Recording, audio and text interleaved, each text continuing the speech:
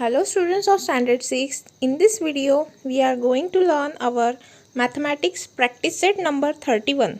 पहा practice set 31 solve करण्याच्या आधी हे दोन फॉर्म्युले आहेत ते तुम्हाला बघा. प्रॉफिट काढायचं असेल तर profit is equal to selling price minus cost price आणि लॉस काढायचा असेल तर loss is equal to cost price minus selling price. पण एखाद्या ट्रान्झॅक्शन मध्ये लॉस झालाय की प्रॉफिट झालाय हे कसं ओळखायचं, तर जेव्हा सेलिंग प्राइस ही कॉस्ट प्राइस पेक्षा जास्त असते तेव्हा तिथे प्रॉफिट होतो आणि जेव्हा कॉस्ट प्राइस ही सेलिंग प्राइस पेक्षा जास्त असते तेव्हा लॉस होतो. लक्षात घ्या, सेलिंग प्राइस जास्त प्रॉफिट, कॉस्ट प्राइस जास्त लॉस, हे लक्षात ठेवा.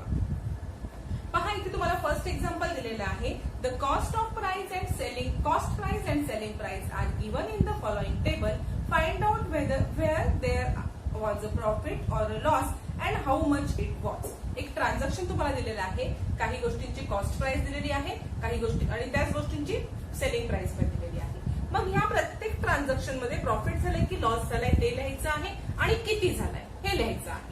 काही अवघड नाहीये बघा. सगळ्यात पहिलं एक्झाम्पल बघा. कॉस्ट प्राइस आहे 4500, बरोबर.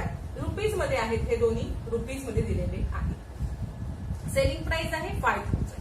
आता इथे प्रॉफिट झालाय की लॉस झालाय कसं ओळखणार, तर ह्याच्यामध्ये जास्त कोणती आहे, सेलिंग प्राइस. मग जेव्हा सेलिंग प्राइस जास्त असते तेव्हा काय होतो, प्रॉफिट, बरोबर. मग हा प्रॉफिट कितीचा झालाय हे काढण्यासाठी प्रॉफिटचा फॉर्म्युला माहिती असला पाहिजे. काय फॉर्म्युला आहे, profit is equal to selling price minus cost price. याच्यामध्ये आपण किमती टाकायच्या. सेलिंग प्राइस किती आहे 5000 मायनस कॉस्ट प्राइस किती आहे 4500. आन्सर किती येणार 500 रुपीज. 500 काय आले, हाऊ मच प्रॉफिट रुपीज 500, बरोबर. सेकंड एक्झाम्पल बघा. कॉस्ट प्राइस दिले 4100 आणि सेलिंग प्राइस दिले 4090. याच्यामध्ये कॉस्ट प्राइस जास्त आहे की सेलिंग प्राइस जास्त आहे, तर कॉस्ट प्राइस जास्त आहे. जेव्हा कॉस्ट प्राइस जास्त असते तेव्हा काय होतं, लॉस. मग किती झालाय, हाऊ मच लॉस. फॉर्म्युलामध्ये किमती टाकून आपण आन्सर काढायचा आहे. फॉर्म्युला काय आहे, loss is equal to cost price minus selling price. Loss is equal to cost price minus selling price. बघा कॉस्ट प्राइस किती आहे 4100 minus selling price 4090 is equal to loss किती झालेला आहे 10 रुपीज. कितीचा लॉस झालेला आहे रुपीज 10, बरोबर. आता थर्ड एक्झाम्पल पहा. तुम्ही प्रत्येक वेळेला हा फॉर्म्युला लिहणं अपेक्षित आहे. प्रत्येक एक्झाम्पल सोडवताना फॉर्म्युला लिहायचा आहे.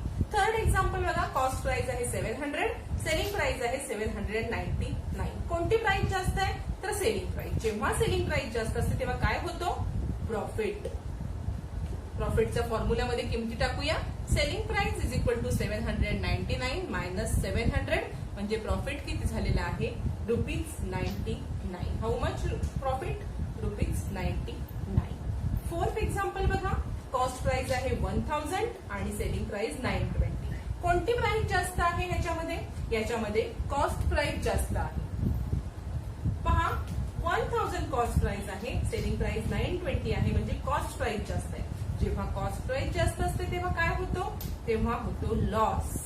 लॉसच्या फॉर्म्युलामध्ये किमती टाकायच्या आहेत. Loss is equal to cost price minus selling price. Cost price आहे 1000 मायनस सेलिंग प्राइस 920. किती आन्सर येणार आहे रुपीज 80. रुपीज 80 काय झालेला आहे, लॉस झालेला आहे. बघा इतकं सिंपल आणि इझी आहे.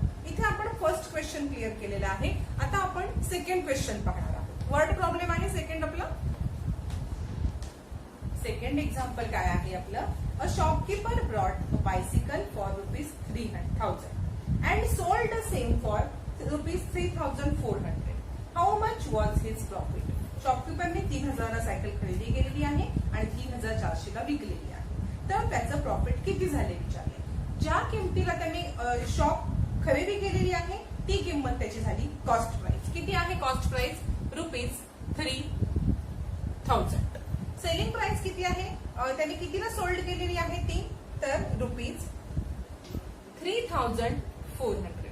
हे सगळ्यात पहिलं लिहून घ्यायचं आणि मग फॉर्म्युले. हे जे दोन फॉर्म्युले आहेत ते तुमचे बाय हार्ट असले पाहिजेत. Profit is equal to selling minus cost price, loss is equal to cost minus selling price, बरोबर. मी इथे प्रॉफिटचा फॉर्म्युला लिहून घेतला. Profit is equal to selling price minus cost price. Selling price किती आहे रुपीज 3400 मायनस 3000. आन्सर किती येणार आहे ₹400.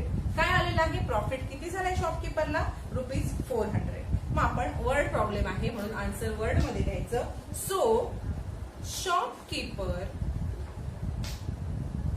Shopkeepers profit is equal to ₹400 आणि ह्याला बॉक्स करूया. हे झालं आपला सेकंड वर्ड प्रॉब्लेम. आता आपण थर्ड वर्ड प्रॉब्लेम पहा. अवघड काही नाही. कॉस्ट प्राइस लिहायची, सेलिंग प्राइस लिहायची, प्रॉफिटचं सूत्र असेल तर प्रॉफिट झाला असेल तर प्रॉफिटचं फॉर्म्युला, लॉस झाला असेल तर लॉसचा फॉर्म्युला, फॉर्म्युल्यामध्ये किमती टाकल्या, आन्सर आलेला आहे. थर्ड प्रॉब्लेम बघूया. पहा थर्ड प्रॉब्लेम आहे. सुनंदा बाई ब्रॉट मिल्क फॉर ₹475. सुनंदाबाईंनी मिल्क खरेदी केलेला आहे 475 रुपयाला. शी कन्व्हर्टेड इट इनटू योगर्ट, म्हणजे तिने त्या दुधाला विरजण लावून दही केलेलं आहे. अँड सोल्ड फॉर ₹700, म्हणजे 475चं दूध घेतलं, त्याचं दही केलं आणि कितीला विकलं? ₹700 ला. How much profit did she make, तिला किती प्रॉफिट झालेला आहे? कॉस्ट प्राइस किती आहे तिची, म्हणजे दूध कितीला खरेदी केलं? तर ₹4075. सेलिंग प्राइस म्हणजे दही बनवून कितीला विकलेलं आहे तिने? ₹700. ही झाली सेलिंग प्राइस. विकलेली आहे ती सेलिंग प्राइस, खरेदी केलेली कॉस्ट प्राइस. प्रॉफिट झालेला आहे, प्रॉफिटचा फॉर्म्युला लिहिला. Profit is equal to selling price minus cost price. ह्याच्यामध्ये किमती टाकायच्या आहेत. सेलिंग प्राइस आहे 700 आणि कॉस्ट प्राइस 475. आन्सर किती येणार आहे? ₹225. हा तिचा आहे प्रॉफिट. आन्सर आपण वर्ड मध्ये लिहिणार कारण आपला वर्ड प्रॉब्लेम आहे. Sunandabai made a profit ₹225. हे झालं आपलं आन्सर. इतकं सोपं आहे. इथे आपला थर्ड वर्ड प्रॉब्लेम कम्प्लीट झालेला आहे. आता आपण फोर्थ वर्ड प्रॉब्लेम पाहणार आहोत. पहा आता फोर्थ प्रॉब्लेम आपण पाहणार आहोत. फोर्थ वर्ड प्रॉब्लेम आहे त्याच्याबद्दल बघूया. The Jijamata woman saving group brought a raw material ₹15,000. कच्चा माल खरेदी केलेला आहे 15,000चा. कशासाठी घेतलेला आहे? फॉर मेकिंग चकली बनवण्यासाठी जे सामान लागतं ते 15,000चं घेतलेलं आहे. दे सोल्ड, आणि चकली बनवली सामानाची.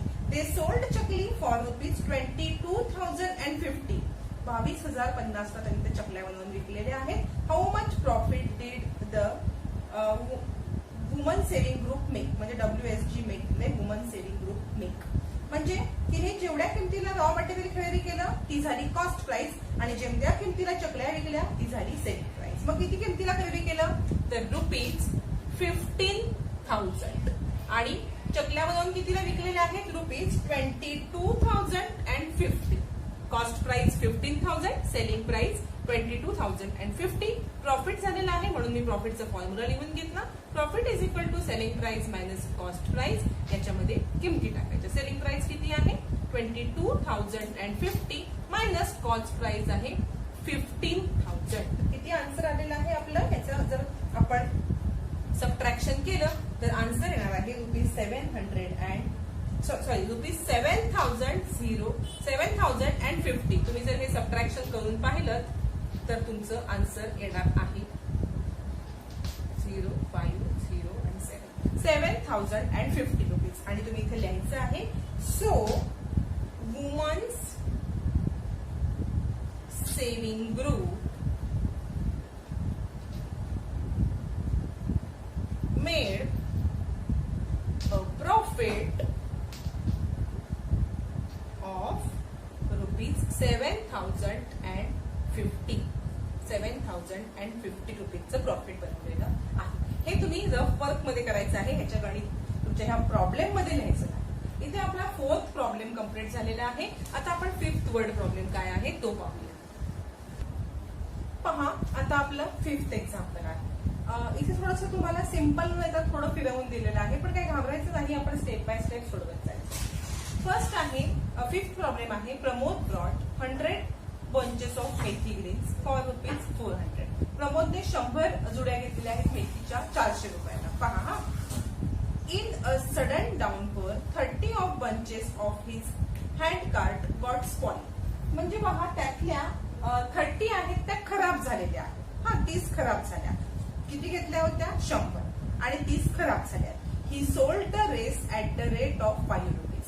उरलेल्या ज्या जुड्या आहेत त्या त्यांनी एक त्यातली जुडी 5 रुपयाला विकलेली आहे. बघा हा, 400 घेतल्या, सॉरी 100 घेतल्या 400 रुपयाला, त्यातल्या 30 खराब झाल्या, उरलेल्या ज्या जुड्या होत्या त्या विकल्या, त्यातली एक जुडी 5 रुपयाला विकली.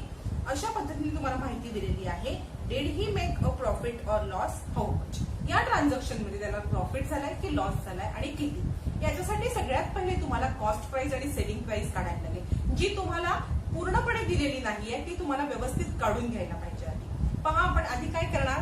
Cost price of 100 bunch of methi is equal to ₹400. Cost price तुम्हाला दिलेली आहे 100 मेथीची 400 रुपये. सेलिंग प्राइस तुम्हाला आता काढायची आहे. बघा, सगळ्या त्यांनी कितीला विकल्या ही किंमत तुम्हाला काढायची आहे. Since 30 bunches got spoiled. 30 bunch त्यातले किंवा 30 जुड्या खराब झाल्या. आपण लिहायचं सगळं. Cost price of 100 bunches of methi is equal to ₹400. Cost price 400. Since 30 bunches got spoiled. 30 खराब झाल्या, मग उरल्या किती. Remaining bunches is equal to 100 minus 30 is equal to 70. 70 त्याच्याकडे उरल्या. आता 70च तो विकणार ना. 70 उरल्या म्हणजे मग सेलिंग प्राइस 70चीच काढायला लागणार आहे तुम्हाला. कॉस्ट प्राइस जरी 100ची असते तरी सेलिंग प्राइस कितीची येणार. 70ची येणार, कारण 30 खराब झाल्यात. त्याचं नुकसान आहे ते 30 खराब झाल्यात ते. आता बघा, आपल्याला कॉस्ट प्राइस 70ची दिले का नाही.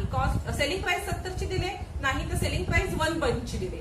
Selling price of 1 bunch is equal to ₹5. एका बंचची 5 तुम्हाला 70 बंचची काढायची आहे.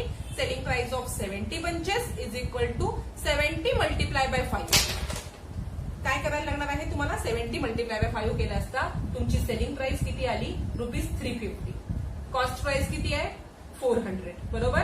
कॉस्ट प्राइस जास्त आहे की नाही सेलिंग प्राइस पेक्षा. जेव्हा कॉस्ट प्राइस जास्त असते तेव्हा काय होतो. लॉस. ते लिहायचं. Cost price is greater than selling price. Cost price he selling price पेक्षा जास्त आहे. So Pramod suffered a loss. Cost price जास्त असल्यामुळे सेलिंग प्राइस पेक्षा प्रमोदला लॉस झालेला आहे. आता आपल्याला इथे कळलं लॉस झाला. आता लॉस किती झाला हे काढण्यासाठी फॉर्म्युला लिहायला लागणार आहे. Loss is equal to cost price minus selling price. हा आपला फॉर्म्युला पार्ट आहे. कॉस्ट प्राइस किती आहे ₹400. Selling price ₹350.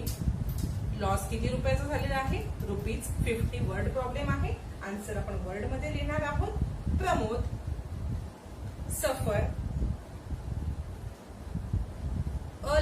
suffered a loss ₹50 of ₹50 आणि त्याला बॉक्स करायचा. इथे आपला 5th वर्ड प्रॉब्लेम झालेला आहे. आता आपण 6th वर्ड प्रॉब्लेम पाहणार आहोत. पहा, 6th वर्ड प्रॉब्लेम आहे. Sharad brought 1 quintal of onion ₹2000. 1 quintal कांदे खरेदी केलेली आहेत. कितीला ₹2000. Later he sold them all at the rate of ₹80 per kg. त्याने काय केलेलं आहे 18 रुपये किलोनी विकून टाकलेले आहेत कांदे. बरोबर. घेतलेले आहेत 1 क्विंटलची किंमत दिलेली आहे. कॉस्ट प्राइस दिलेली आहे क्विंटलची. सेलिंग प्राइस 1 केजीची दिलेली आहे तुम्हाला. Did he make profit or incur a loss, how much was it. म्हणजे ह्या ट्रान्झॅक्शन मध्ये त्याला लॉस झालाय की प्रॉफिट झालाय. माहिती काय दिले. कॉस्ट प्राइस दिली 1 क्विंटल ओनियनची आणि सेलिंग प्राइस दिले 1 केजीची. 1 केजीच्या सेलिंग प्राइस वरून तुम्हाला 1 क्विंटलची सेलिंग प्राइस काढायला लागणार आहे. बरोबर. सगळ्यात पहिले लिहून घ्यायचं cost of the 1 quintal. Cost of 1 quintal. Cost of 1 quintal onion is equal to ₹2000. Cost price मिळाली, पण सेलिंग प्राइस काढायची आहे. Selling price of 1 kg onion is equal to ₹80. 1 केजीची किंमत आहे 18. आपल्याला हे माहिती आहे. हे माहिती असायला पाहिजे की 1 quintal is equal to 100 kilogram. 100 किलोग्रॅमचा मिळून 1 क्विंटल बनतो. म्हणून selling price of 1 quintal onion is equal to 80 multiply by 100. 1 kilo कांद्याला 100 ने मल्टिप्लाय केलेला आहे. का तर 1 क्विंटल कांद्याची किंमत काढायची आहे आणि 1 क्विंटल म्हणजे 100 किलोग्रॅम. म्हणून 100 ने मल्टिप्लाय केल्यावरती selling price of 1 quintal onion is equal to ₹1800. बरोबर. ही आली सेलिंग प्राइस. ही आहे कॉस्ट प्राइस. कोणती प्राइस जास्त आहे कॉस्ट प्राइस. म्हणजे इथे काय झालेलं आहे जेव्हा कॉस्ट प्राइस जास्त असते तेव्हा लॉस होतो. Cost price is greater than selling price.